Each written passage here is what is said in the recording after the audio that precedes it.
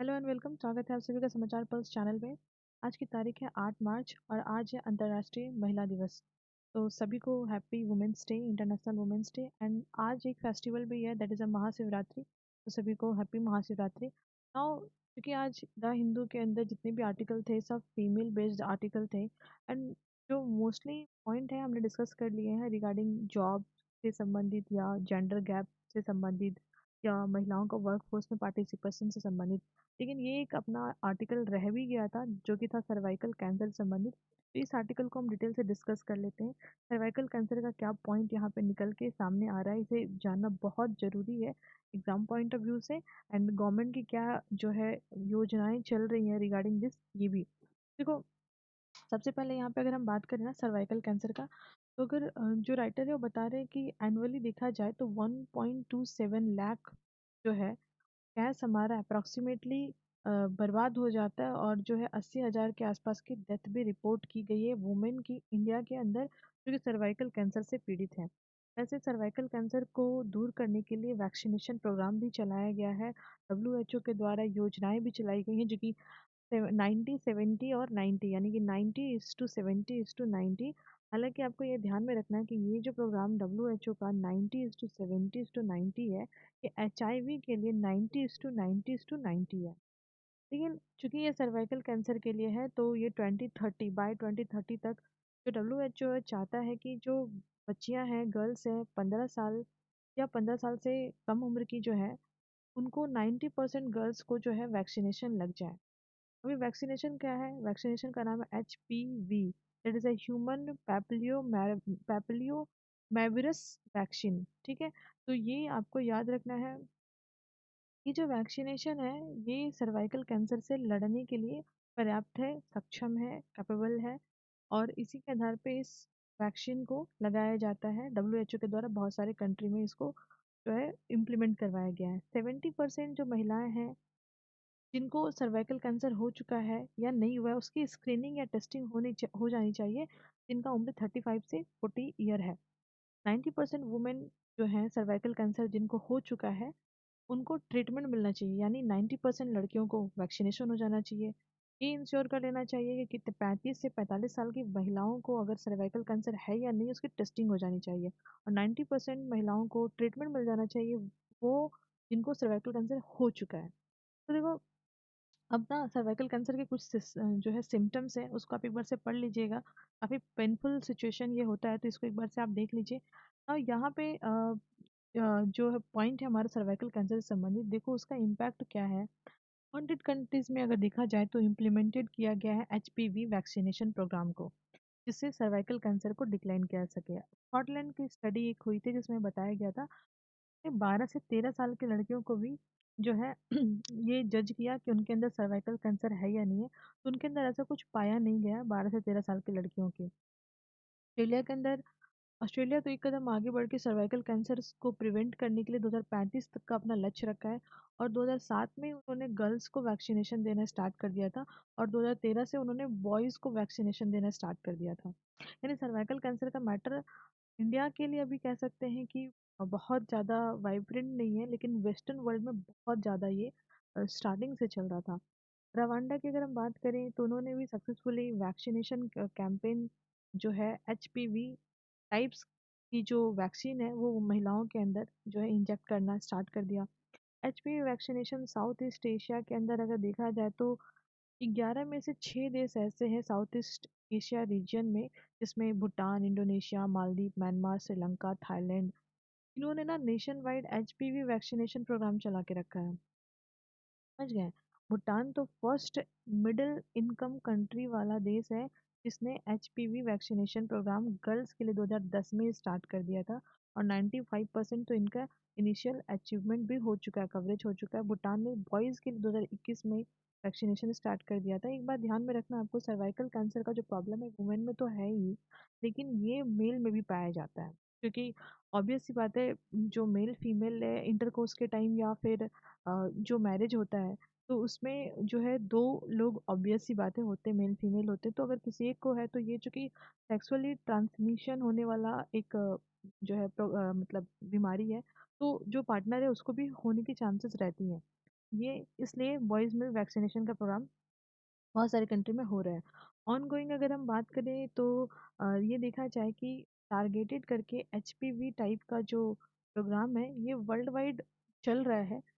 India की अगर हम बात करें तो जो सिक्किम है, सिक्किम ऐसा राज्य है हमारा जिसमें 97% जो है वैक्सीनेशन का कार्यक्रम, एचपीवी वैक्सीनेशन का कार्यक्रम 2018 में ही संपन्न हो चुका है। नाउ हम बात करेंगे वहाँ पे जो टीचर हैं, पेरेंट्स हैं, गर्ल्स हैं या जो हेल्थ केयर वर्कर हैं, राइट, या जो एजुकेटेड टीचर हैं या जो मीडिया प्लेटफॉर्म है उनके द्वारा एचपीवी वैक्सीनेशन प्रोग्राम चलाने में ना बहुत मतलब हेल्प मिला सरकार को। क्योंकि ना बहुत सारे मिथ्स होते हैं जैसे कि क्योंकि ये वैक्सीनेशन बहुत ही सेक्सुअल बीमारी है ये, तो इसके लिए ना एक अलग से एक स्टिग्मा अटैच्ड हो जाता है अपने देश के अंदर। तो ये इस चीज़ को रोकना बहुत इम्पोर्टेंट है क्योंकि जब इसको रोकेंगे ही नहीं तो फिर इसके लिए कोई भी कैंपेनिंग आप नहीं कर पाएंगे, लोग शर्म से भी वैक्सीनेशन नहीं लेंगे। लड़कियां जो छोटी छोटी बच्ची हैं उनको ये वैक्सीनेशन देना अनिवार्य है, तो उनको पेरेंट्स नहीं अलाउ करेंगे।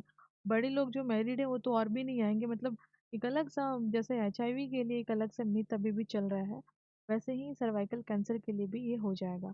देखो वैसे इंडिया का ना सर्वाइकल कैंसर के लिए अपना एक वैक्सीन है, दैट इज अ जो आपका क्वाड्रल वैलेंट वैक्सीन है, क्वाड्रल वैलेंट वैक्सीन है, दैट इज अ सर्वैक।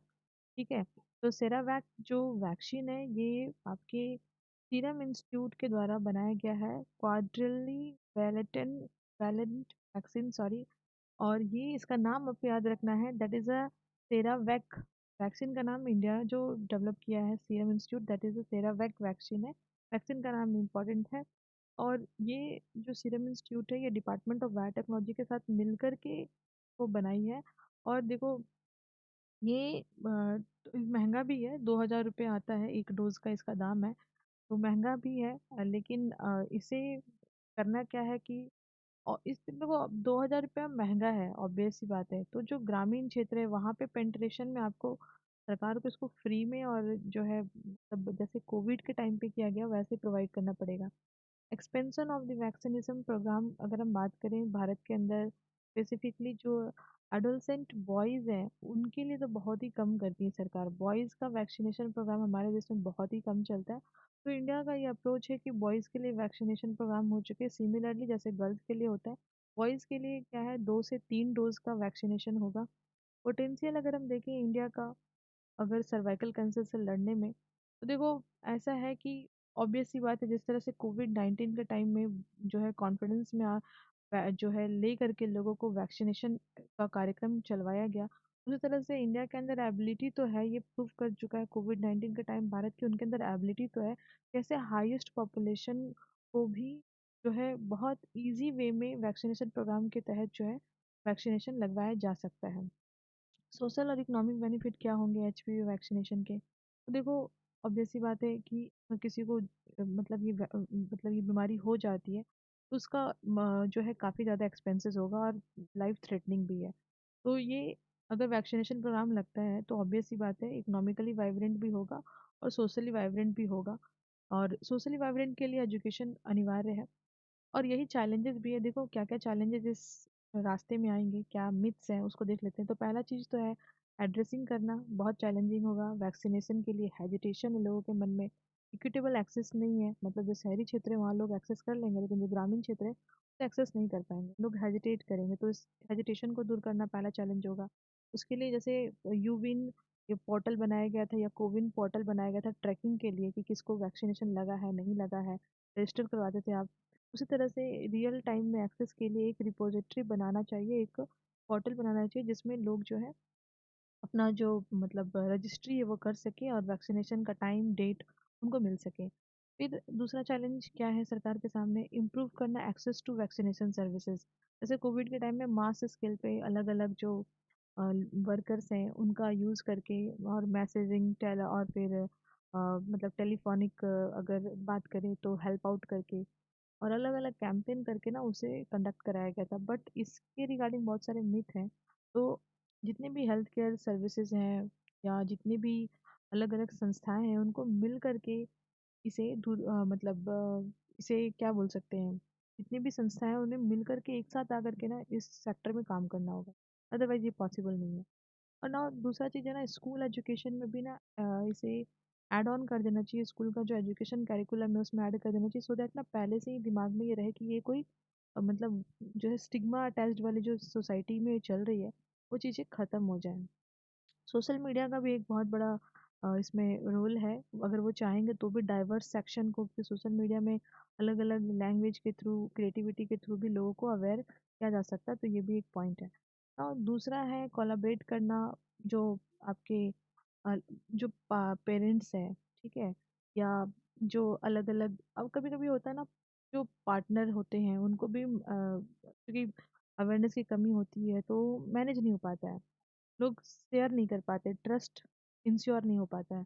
तो ये वैक्सीनेशन का प्रोग्राम जो है इस चीज़ को भी मैनेज करे कि जो डोमेस्टिक इश्यूज ना क्रिएट हो जाएं। राइट, तो इसके लिए काम करना पड़ेगा, क्योंकि ऑब्वियस सी बात है ये थोड़ा सा अलग सा चीज़ है।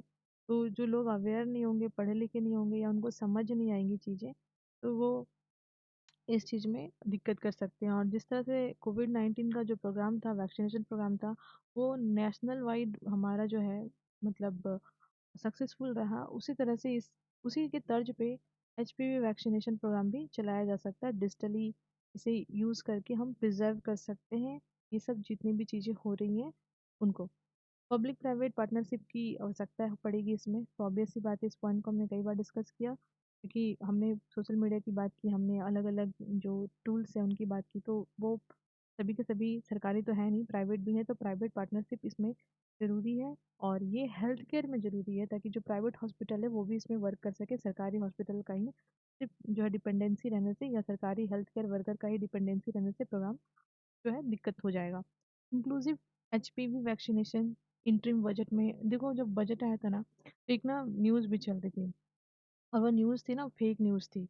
एक एक्ट्रेस या जो भी कहें, तो उनका एक सर्वाइकल कैंसर का ये आया था कि सर्वाइकल कैंसर के द्वारा उनकी डेथ हो गई, फिर बाद में मालूम चला कि नहीं वो जिंदा है, तो एक वो भी चल गया था। लेकिन यूनियन बजट के टाइम में जो हमारा अभी जो बजट आया, that is a interim budget, इसमें भी बात की गई थी सर्वाइकल कैंसर जो चैलेंजेस है उसको कैसे दूर किया जा सके, इससे पहले भी इसमें बात हो चुकी है। तो देखो, नेक्स्ट जो हमारा आर्टिकल है ना, देखो हिंदू में आज ज़्यादा आर्टिकल था नहीं सर्वाइकल कैंसर के अलावा, अच्छा आर्टिकल। एक जो न्यूज़ है वो मैं इंडियन एक्सप्रेस से डिस्कस कर रही हूँ, वो सुप्रीम कोर्ट का जो है फटकार है सॉर्ट ऑफ एसबीआई को लेकर के, और इसे फटकार ही बोल सकते हैं, क्योंकि एसबीआई से मांग की गई थी, आप जो है इलेक्टोरल बॉन्ड जितने भी हुए हैं उनका डिटेल दीजिए, पब्लिक डोमेन में रखिए। पर एसबीआई ने मना किया, एसबीआई ने टाइम मांगा है, मार्च में देना था, पर एसबीआई ने जून का टाइमिंग मांगा है।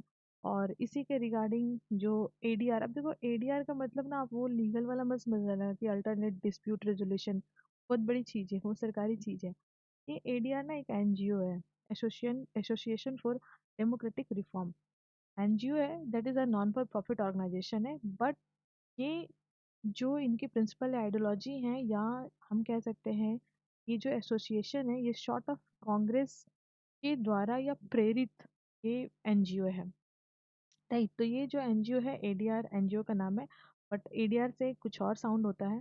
तो एडीआर जो है, इसकी ही शिकायत थी इलेक्टोरल बॉन्ड के ऊपर, और एडीआर की ही शिकायत पे, एडीआर का काम वैसे ना डेमोक्रेटिक ये रिफॉर्म्स देखती है, यानी इलेक्शन इलेक्शन में धांधलेबाजी और इन सब चीज़ों पे ये मुद्दा उठाती है। बट इनकी जो आइडियोलॉजी, इनका जो विचार, इनकी जो कार्यशैली है, वो प्रो कांग्रेस है।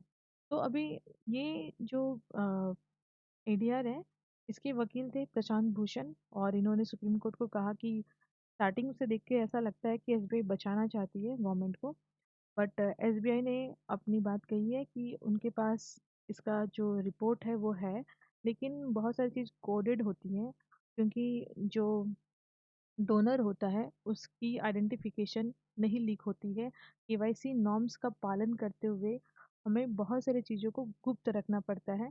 और जो डेटा है उसे देने में, गैदर करने में समय लगेगा, क्योंकि डेटा किसी एक जगह पे सेंट्रलाइज नहीं है, जितने भी अलग अलग बैंक से अलग अलग लोकेशन पे ये स्कैटर्ड है।